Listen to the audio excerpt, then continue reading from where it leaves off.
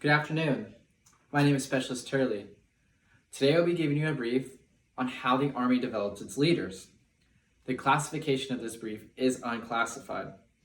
The purpose of this brief is so that hopefully by the end of it, you will understand how the Army shapes and molds its leaders from the day they enter the Army to the day they retire.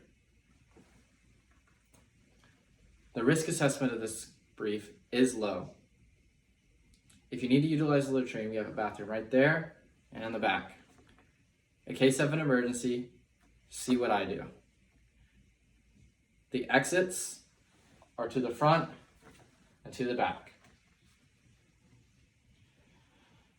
Okay, the first slide is going to be the leadership development model. The Army introduced the leadership development model in 2013. This is the lifeblood of the Army. The Army has stated that if you follow this model, you will be an effective leader. This also breaks down what it means to be a leader. It puts it into 3 categories, saying that in order to make yourself an actual leader, you must be proficient in these categories. This gives guidance to all leaders on what they need to improve on. It also gives guidance to soldiers of what they need to do to promote. So the first step we're going to go over today is what is a leader? The Army consists of non-commissioned officers and officers. As a non-commissioned officer, you are broken down into attributes and competencies. The attributes of an NCO is his character, presence, his intellect. How well does this non-commissioned officer act to his soldiers? How well does he present himself to his soldiers? What is his knowledge base? Another part of becoming a non-commissioned officer is his competencies. His leads, develops, and achieves. How well does this non-commissioned officer lead? How well does he develop his soldiers? How does he achieve the tasks that he's given? These are all very important parts of becoming a leader in the Army. The first domain I'm going to cover today is the institutional domain. The institutional domain is going to be your Army schools, your NCOES and your OES. In order to promote in the Army, you must attend and graduate these schools. For a soldier to be able to attend one of these schools, he must get his promotional status and get recommended from his company to go to this school. When a soldier attends this school, he is going to go over a specific amount of hours of in-class work. By the end of this course, the instructor is going to either say, yes, this guy is ready for promotion in the Army, or no, it's time for this guy to get out. The U.S. Army is one of the most powerful armies in the world. There's a reason why soldiers from other militaries ask to come to our NCO academies. It's because we are very effective at training soldiers and molding them into the leaders they need to be. The next domain I'm going to cover is going to be the self-developmental domain. How well does this soldier build himself? Does he have a bachelor's degree? Does he have correspondence hours? These are all things that are important in becoming a leader. The Army gives an incentive on these self-developmental tools. In order to promote from the rank to E5 to E6, you must have a specific amount of points on your PPW.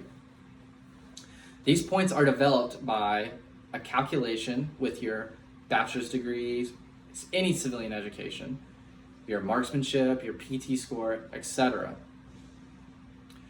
By the Army doing this, it forces soldiers to build their own report card. For instance, why this would be important. If a soldier wanted to promote to the rank of sergeant in the MP Corps, he needs to have a specific amount of points.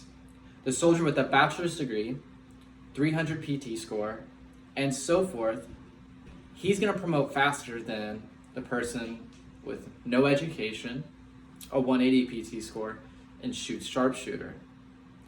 The incentive needs to be that that soldier with the 180 PT score builds his report, so whenever it comes time to him to promote, he will be very competitive.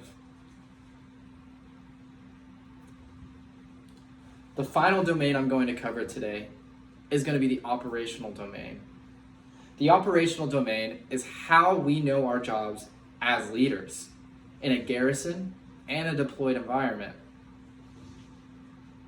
As a leader, you should be teaching your soldiers how to develop their jobs from the time they get to you to the time they leave, and even past that if you're still in your company. The implied intent here is so that when a soldier is put into the leadership position, he will know exactly what to do, no questions asked. For instance, if you were to deploy or be in the field, and a squad leader said, you know what, soldier, you're going to be in charge of the squad this time. I'm going to be your soldier. In a training environment, when this soldier becomes that squad leader, chances are he's not going to know the job. This is a great opportunity for the leader to go and instruct the soldier how to properly do it. So when it becomes his chance to lead, he knows what he's doing. Giving soldiers jobs to do when it comes to teaching classes. This is great in developing that leader. It forces a soldier to know his task, but possibly also know the next task, skill level 1 and skill level 2. But he's also learning how to teach other soldiers to do this. This is great in developing your leaders, because your soldiers have to be able to know what they're doing.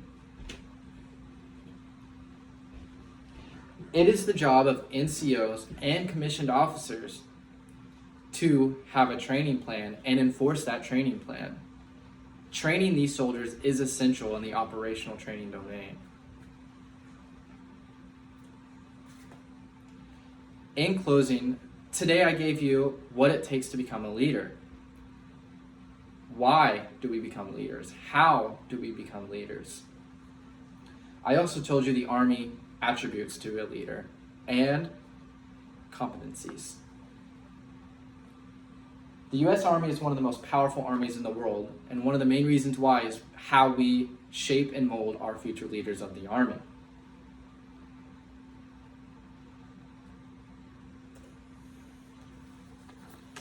Okay, pending any other questions. Is there any other questions? This concludes my brief.